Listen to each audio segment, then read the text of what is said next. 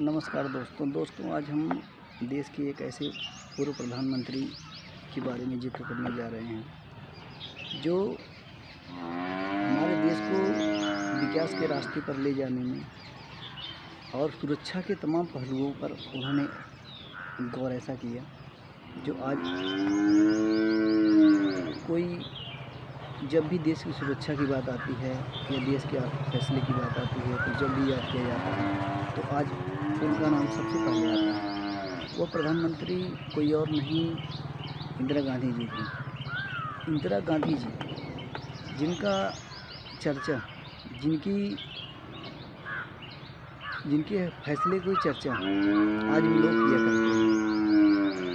इंदिरा गांधी जी एक ऐसी महिला थी जो सख्त से सख्त फैसला लेने में कोई परहेज नहीं करती थी, और चाहे वह बांग्लादेश को अलग कराने, आज़ादी दिलाने का फैसला हो या भारत को परमाणु हथियारों के तरफ ले जाने का फैसला हो, और चाहे खालिस्तान के खिलाफ चलाए गए ऑपरेशन ब्लू स्टार का फैसला हो, चाहे इमरजेंसी, देश में इमरजेंसी लगाने का फैसला हो। इंदिरा जी ने कभी भी कोई फैसला लेने से थोड़ा भी परहेज नहीं किया। जो देश हित में था, जो भी फैसला देश हित में था, वो फैसला वो तुरंत ले लेती थी। और एक फैसले के कारण उनकी हत्या हुई। मात्र इसी एक फैसले के कारण उनकी हत्या हुई थी। उन्होंने स्वर्ण मंदिर पर इकट्ठा हो रहे खालिस्तानियों को, जो स्वर्ण मंदिर था वहाँ पर खालिस्तानियों का जो इकट्ठा हो रहे थे, और उसके खिलाफ उन्होंने ऑपरेशन ब्लू स्टार को मंजूरी दी थी। फ्रंट पर इंदिरा गांधी जी थी जिसने मंजूरी दी थी, और इसी के कारण उनकी हत्या होती है। जब वो मंजूरी देती हैं तो 3 जून को वहाँ पर सेना पहुँचती है और पूरे शहर में कर्फ्यू लग जाता है, और स्वर्ण मंदिर को चारों तरफ से घेर लेते हैं। 4 जून को सेना फायरिंग करती है जानने के लिए कि इनका तैयारी कैसे, हथियार इनके पास कैसे हैं खालिस्तानियों के पास। उसके बाद जब जवाबी कार्रवाई होता है उधर से, तो सेना को टैंक और बख्तरबंद गाड़ियाँ तक मंगानी पड़ती हैं। इतना उनके पास खालिस्तानियों के पास हथियार होता है। और 5 जून को शाम को असल लड़ाई चालू होती है। उसके बाद सेना के कुछ जवान मारे जाते हैं, और 400 से ऊपर खालिस्तानी समर्थक जो थे वो मारे जाते हैं, और 1500 से ऊपर खालिस्तान समर्थकों को गिरफ्तार करके जेल भेज दिया जाता है। लेकिन होता क्या है, जैसे ही जब ये स्वर्ण मंदिर पर हमला होता है तो स्वर्ण मंदिर के कई हिस्सों को नुकसान पहुंचता है, और वहाँ के जो उनका पुराने पुस्तकालय थी वो भी जल जाती है। बाद में सरकार द्वारा इसे सही करा दिया जाता है, लेकिन इस घटना का निंदा पूरे विश्व में होता है। और मौजूदा जो वहाँ अपने देश के तमाम जो संवैधानिक पद पर जो सिख लोग थे वो इस्तीफ़ा दे देते हैं। भारी क्रोध सिखों में जग जाता है स्वर्ण मंदिर को नुकसान पहुँचाने का। अब यहीं से इंदिरा गांधी जी की जो मौत की कहानी है वह जन्म लेती है। इसको देखते हुए भारत की सरकार की जो सुरक्षा एजेंसियाँ थी, इंदिरा गांधी जी की सुरक्षा में लगाए गए जो सिक्योरिटी गार्ड थे, तमाम सिख सिक्योरिटी गार्ड, उनको वो हटा देती हैं। सुरक्षा एजेंसियों का यह फैसला इंदिरा जी को पसंद नहीं आता, और वह उनको बहाल करने के लिए कहती हैं।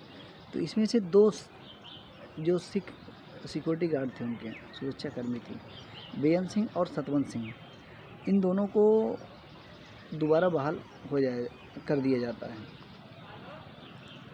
अब होता क्या है, इंदिरा जी उनकी मौत से एक दिन पहले उड़ीसा में वो चुनावी सभा करके आई हुई थी, और वहाँ से जब वो सभा करके आती हैं तो उनके साथ यह था कि कभी भी जब वह किसी शहर से दौरा करके आती तो एक दिन बाद वह आराम करती थी, बाहर जनता दरबार में नहीं जाती थी। लेकिन उस दिन कोई विदेशी मेहमान आने वाला था, तो इसलिए वह सुबह 9 बजे के तैयार हो करके और वहाँ पर वह जन दरबार में जाने के लिए निकली। और जैसे वह निकलती हैं बाहर, तो उनके साथ उनके सहयोगी भी उनके पीछे पीछे जाने लगते हैं। और जैसे वह गेट पर पहुँचती हैं ऑफिस जाने के लिए अपने, तो उनका जो गेट पे गार्ड था वो अपनी रिवॉल्वर से, बेअंत सिंह जो सिक्योरिटी गार्ड था, वो अपनी रिवॉल्वर से उनके ऊपर फायर कर देता है। जब वो पहला फायर करता है तो इंदिरा जी हाथ ऊपर कर लेती चेहरा बचाने के लिए, लेकिन वो उसके बाद 2 फायर और करता है।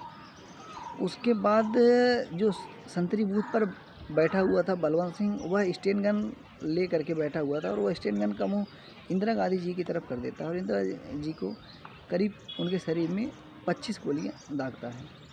इंदिरा जी की वहाँ पर गिर पड़ती हैं लहूलुहान। उसके बाद उनको उठा करके एम्स ले जाया जाता है प्राइवेट गाड़ी से, और डॉक्टर उनको बचाने की कोशिश करते हैं, लेकिन होता यह है कि इंदिरा जी को बचा नहीं पाते और 2:20 पे रेडियो में यह समाचार चल जाता है कि इंदिरा जी की मौत हो गई। जैसे ही यह समाचार रेडियो में प्रसारित होता है, जनता का आक्रोश जो है वो 7वें आसमान पर हो जाता है। और दिल्ली होता क्या है, दिल्ली और आसपास शहरों में सिखों के खिलाफ दंगा भड़क जाता है, जिसमें कई सिखों की मौत हो जाती है। और जब वह मौत हो जाती है, जो कि इंदिरा जी नहीं चाहती थी कि ऐसा हो, लेकिन फिर उसके बाद इंदिरा जी का शरीर 3 मूर्ति भवन में ले जाया जाता है। उनका शरीर रखा जाता है राजघाट में, उनका राजकीय सम्मान के साथ उनका अंतिम संस्कार होता है।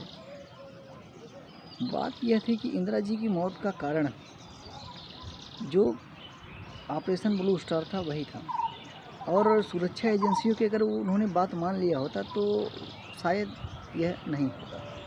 लेकिन इंदिरा जी कभी भी एक ऐसी नेता थी कि जो अपने बच्चे के मरने के बाद, जो संजय गांधी के मरने के बाद भी वह रोई नहीं। थोड़ी देर के लिए असहज जरूर हुई थी, लेकिन वह फिर नॉर्मल होकर चली गई थी। वह एक लौह महिला थी, लेडी आयरन, और उनके फैसले जो थे वह आज भी लोग उनके फैसलों की वजह से आज भी याद करते हैं कि अगर कोई प्रधानमंत्री था भारत में तो वह इंदिरा गांधी जी ही थी, जो देश में इतना विकास किया और परमाणु क्षमता दिलाने के लिए देश का जो प्रयास था वह इंदिरा गांधी जी ने सबसे पहले किया था। और वह अमेरिका जैसे देश से भी भिड़ जाया करती थी, मतलब इतनी दमदार महिला थी। लेकिन अंजाम यह होता है कि उनकी मौत हो जाती है, उनकी हत्या हो जाती है अपने ही देश के कुछ चरमपंथियों द्वारा, जो हमारे देश की सुरक्षा एजेंसियों पर भी तमाम तरीके के सवाल उठाते हैं। उसके बाद अब ये होता है कि अब जो सुरक्षा एजेंसियाँ थी, अब जो उनकी सुरक्षा थी वह प्रधानमंत्री का जो सुरक्षा होती है वो एसपीजी के अंडर में आ जाती है। उसके बाद एक टीम गठन होती है जो प्रधानमंत्री की या वीवीआईपी की सुरक्षा करती है। खैर, पहले जैसा अब नहीं रहा, अब तो सुरक्षा एजेंसियाँ काफ़ी सक्रिय हो गई हैं। तो ये रहा इंदिरा गांधी जी की मौत का राज।